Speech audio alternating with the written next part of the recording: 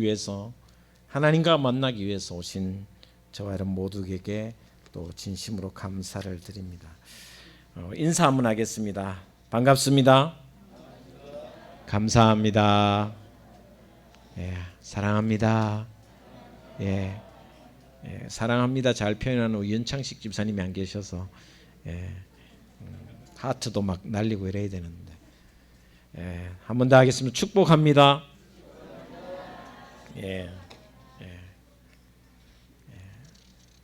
제가 늘 당연한 이야기를 하지만 사람은 누구나 죽습니다.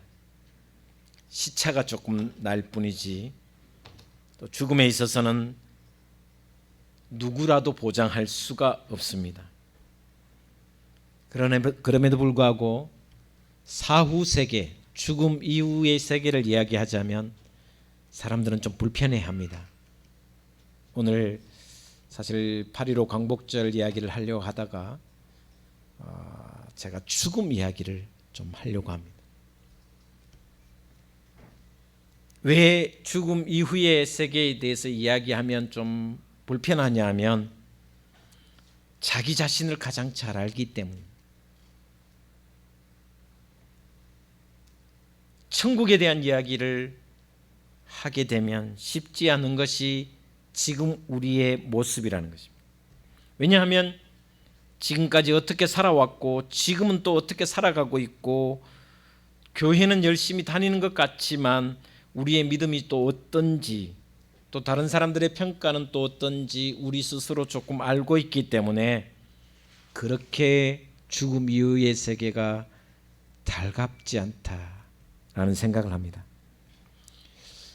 오히려 죽음 이후의 세계가 위로가 되고 행복이 되고 또 감사가 되어야 되는데 많은 크리스찬들은 불편해하는 모습이다, 그런 생각을 제가 해봅니다. 그럼에도 불구하고 저와 여러분, 우리 기독교의 가장 궁극적인 목표는 천국이라는 것을 우리는 잘 알고 있습니다.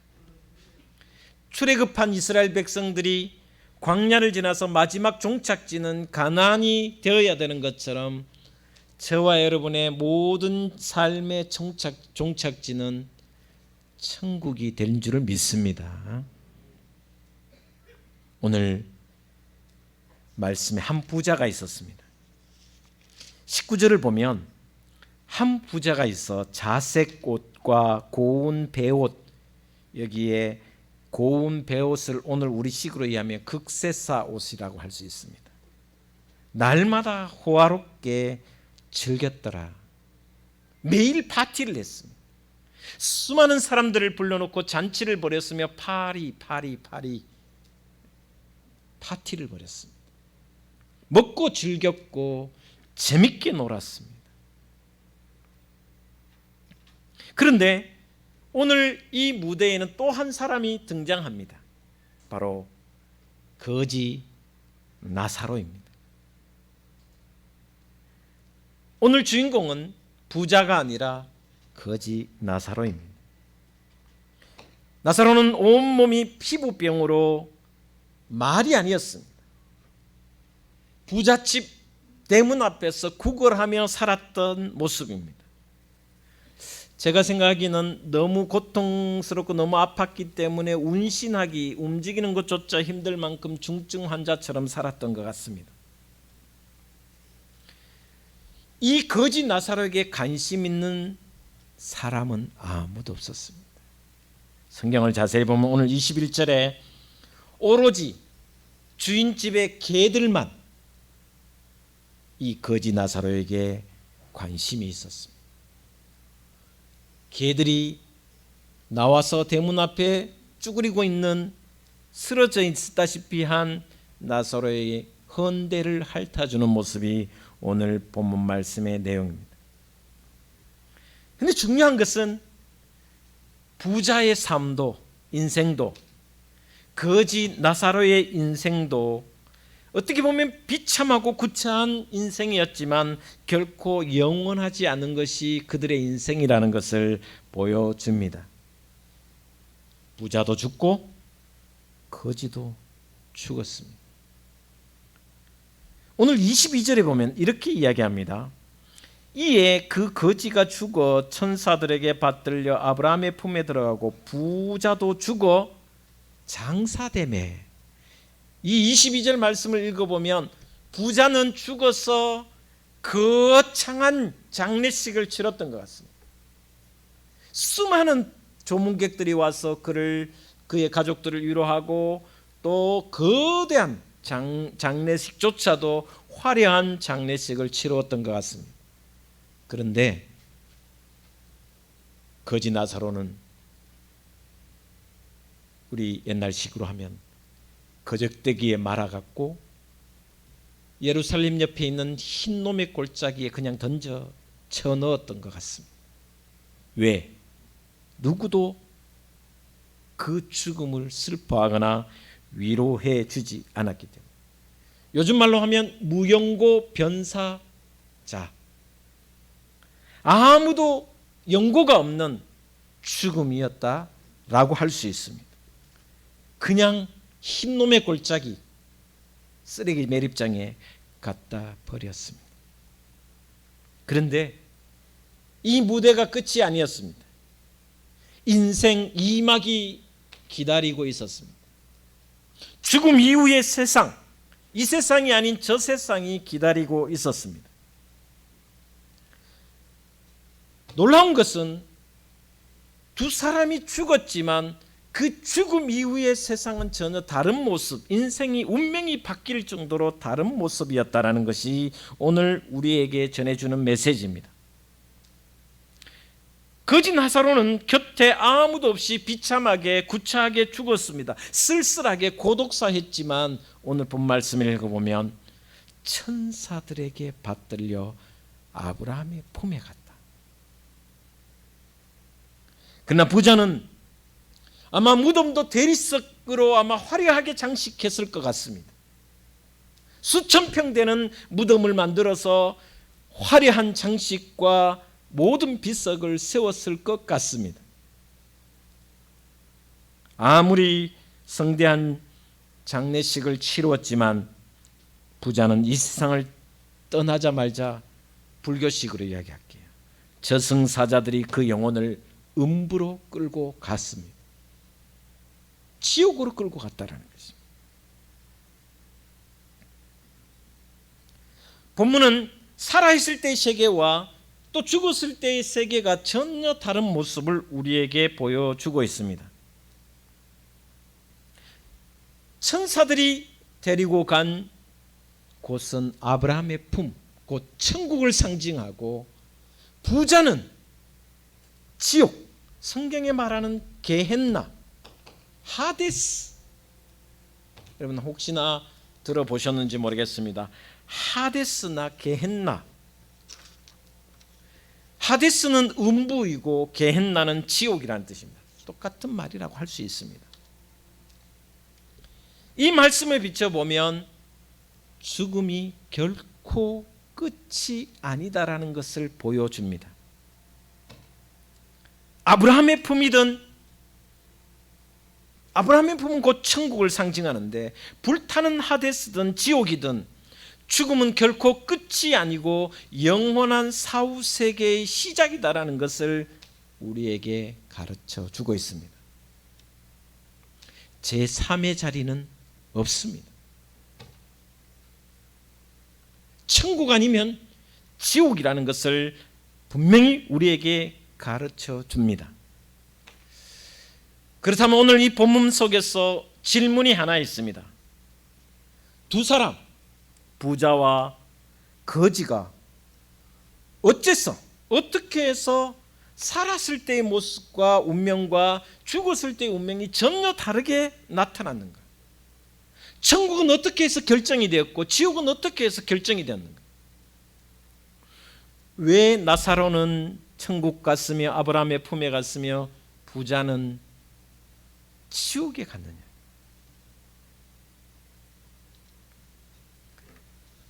나사로 거지가 일상의 이 세상의 삶 속에서 가난하고 힘들고 고통스럽게 살았기 때문에 천국 간 거 절대 아닙니다.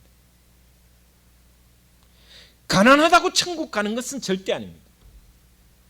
그렇다고 부자라서 지옥 간 거 아닙니다. 이것은 있을 수가 없습니다. 그런 법은 어느 성경 구절을 찾아봐도 있을 수가 없습니다. 오늘 본문 말씀 속에서 왜 거지는 아브라함 품에 갔으며 부자는 지옥에 갔는지를 한번 자세하게 살펴봐야 합니다.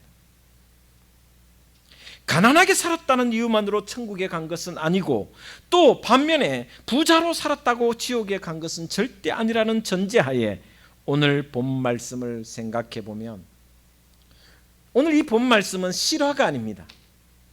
예수님이 지어낸 창작의 비유입니다. 예수님께서 지어낸 이야기라는 것입니다. 그런데 하필이면 거지의 이름이 나와 있습니다. 근데 부자는 이름이 없습니다. 예수님께서 거지의 이름을 등장시킨 이유가 뭘까? 그 이름이 뭡니까? 나사로입니다. 요한복음 11장에 나오는 마르다 마리아의 오빠였던 나사로와 이름이 똑같은 이름입니다. 그런데 한번 생각해 보면 나사로라는 이 이름의 의미, 뜻이 너무나도 중요합니다. 성경에 나오는 나사로의 이름의 뜻이 뭐냐면 하나님이 도우신다. 하나님은 나의 구원자시다. 이것이 바로 나사로의 뜻입니다. 나사로는 병들었고 가난했고 힘들었고 늘 고통 속에 있었지만 구걸할 수밖에 없는 거지의 삶을 살았지만 그의 신앙적인 영적인 정체성은 늘 하나님이 도우신다라는 그 마음과 믿음으로 살았다라는 것이 오늘 본 말씀이 전해주는 메시지입니다.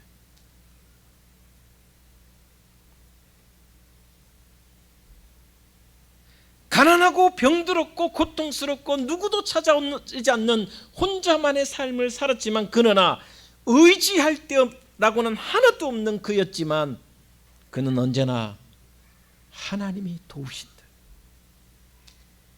하나님이 구원하신다라는 믿음의 정체성을 갖고 살았다라는 것이 오늘 본문에서 배울 수 있는 내용입니다.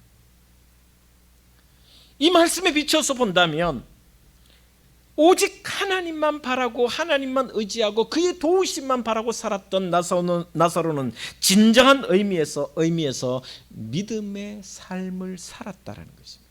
믿음의 사람이었다라는 것의 증거입니다. 그래서 그는 아브라함 품에 갔다라는 것입니다.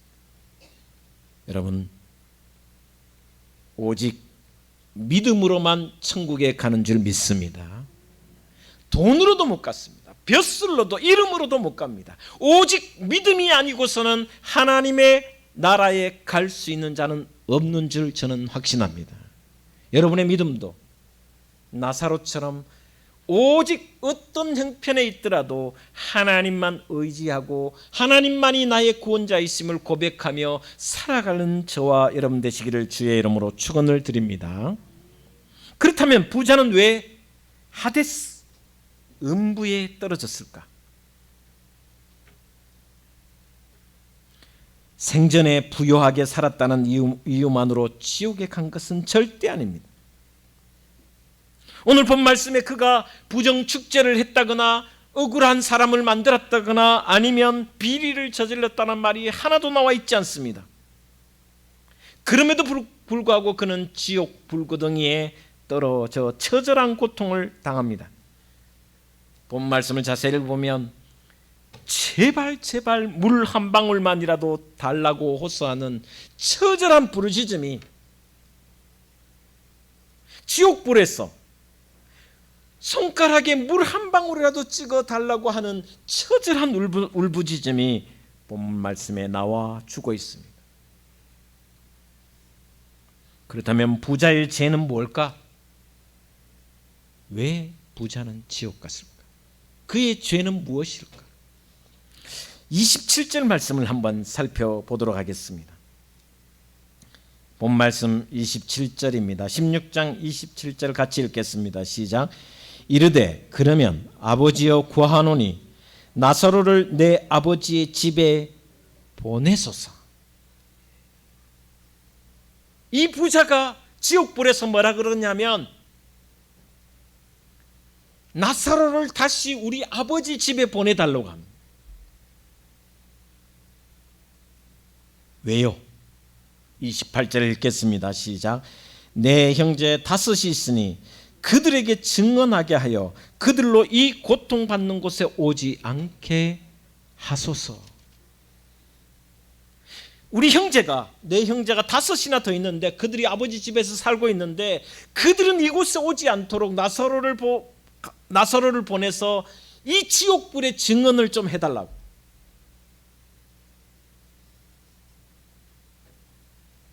천국과 지옥이 분명히 있다라는 것을 증언하게 해달라고 간절하게, 처절하게 원하고 있습니다.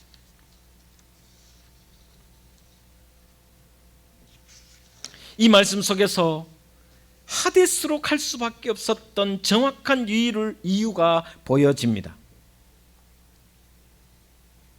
나는 비록 이 지옥불에서 처절한 고통을 당하고 있지만 아직 내 형제들이 이 세상에 세상에 남아있는데 그들만이라도 이곳에 오지 않도록 나사로를 보내어서 사후 세계, 죽음 이후의 세계를 증언하게 해달라고 간절히 부탁하고 있습니다. 그런데요, 이 말을 들은 아브라함이 뭐라고 이야기합니까? 아브라함이 이렇게 이야기합니다. 29절 말씀 한번 보도록 하겠습니다. 시작. 아브라함이 이르되 그들에게 모세와 선지자들이 있으니 그들에게 들을지니라. 방송 시스템이 영 시원찮죠. 툭툭 이렇게 스피커가.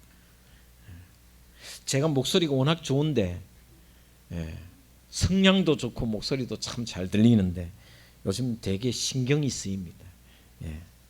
방송이 신경이 쓰입니다. 극하니까 더 하네, 그죠? 아브라함이 이렇게 말합니다. 그들에게는, 남아있는 다섯 형제들에게는 모세와 선지자들이 있으니 그들에게 들으라고 합니다. 모세 오경과 선지자들의 예언한 하나님의 말씀이 있으니 그 말씀을 들으면 천국과 지옥이 분명히 있다는 것을 알 수 있으니 그들에게 말씀을 들으라는 것이죠. 우리는 부자가 과연 어떤 사람이었는지를 이 말씀을 통해서 짐작할 수 있습니다. 부자 역시도 그의 다른 형제들처럼 생전에 살아있을 때에 하나님의 말씀, 모세오경의 말씀과 선지자들이 예언한 말씀대로 살지 않았다라는 것을 증거해 주고 있습니다. 그가 만약에 평소에 하나님 말씀대로 살았더라면 그 집 앞에 있던 거지 나사로에게 사랑을 베풀었을 것이고 자비를 베풀었을 것이고 또한 약자에게 하나님의 은혜를 나누어 주었을 것입니다. 대문간에 바로 눈앞에 있었던 나사로에게 그는 한 번도 은혜를, 사랑을 베풀지 않았습니다. 결국 끝까지 방치해 줬다가 고독하게 죽은 경우가 바로 거지 나사로였습니다.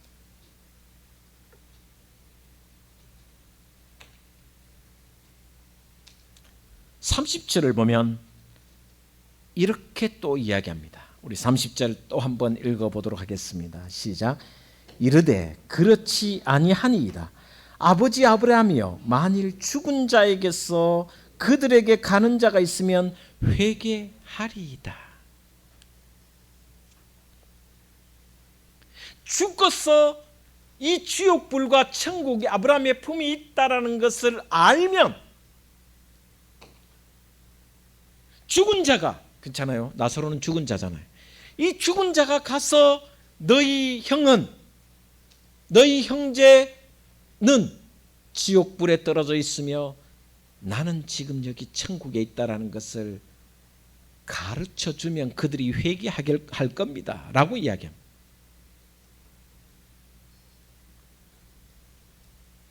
이 말씀 속에는 지금 5명의 형제들도 회개하지 않는 삶을 말씀대로 살지 않고 있으며 자신도 결국 죽은 이 부자도 회개하는 삶을 살지 않았다라는 것을 이야기하는 것입니다.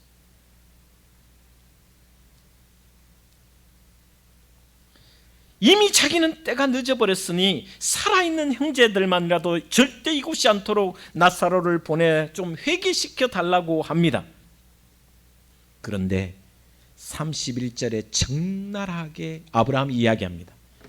이 말씀을 조금 헷갈리는 말씀이지만 제가 나중에 번역해 드릴게요. 31절을 같이 읽겠습니다. 시작.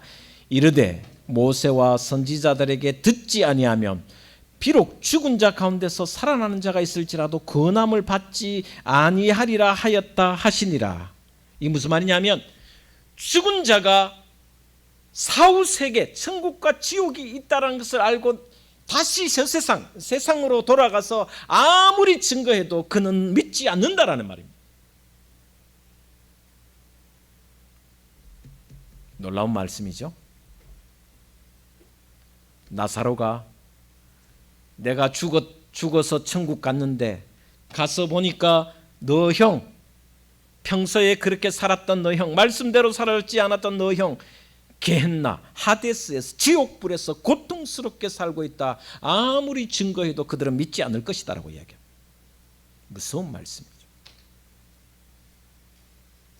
성경 말씀을 부정하고 하나님의 말씀을 믿지 않는 자에게는 아무리 어떤 기적과 어떤 표적을 보여줘도 그들은 믿을 수 없다라는 말씀입니다. 오히려 그런 것들이 그들의 마음을 더 강팍하게 할 수도 있습니다. 여러분 잘 아시는 왜 예수님께서 이 이름 나사로에 비유했을까? 요한복음 11장에 보시면 나사로가 병을 앓다가 죽습니다. 마리아와 마르다는 통곡하며 웁니다. 그런데 예수님이 오셔서 그는 잔다. 그러면서 나사로를 향하여 무덤 문을 향하여 나사로야 일어나라. 나사로가 붕대를 감은 그대로 나와서 부활했습니다. 새로운 생명을 얻었습니다. 그런데 성경을 자세히 보십시오. 그 뒤에 사람들이 어떻게 했느냐?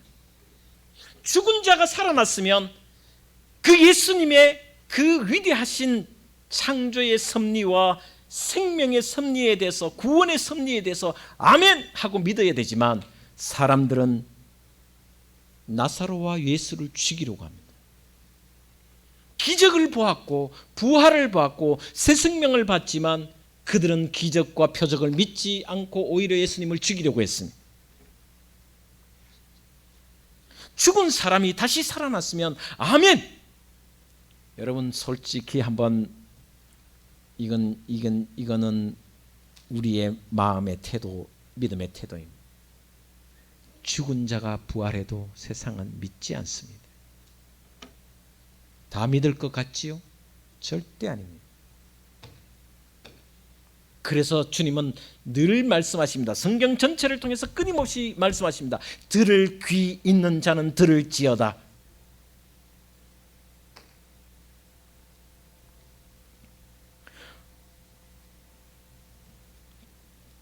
부자가 간 하데스를 한번 더 살펴보고자 합니다. 하데스라는 것은 이글거리는 불구덩이입니다. 그것이 끔찍한 이유는 불에 타서 죽거나 소멸되지 않으면서 불에 타는 고통은 영원토록 지속되는 것이 바로 하데스라는 것입니다.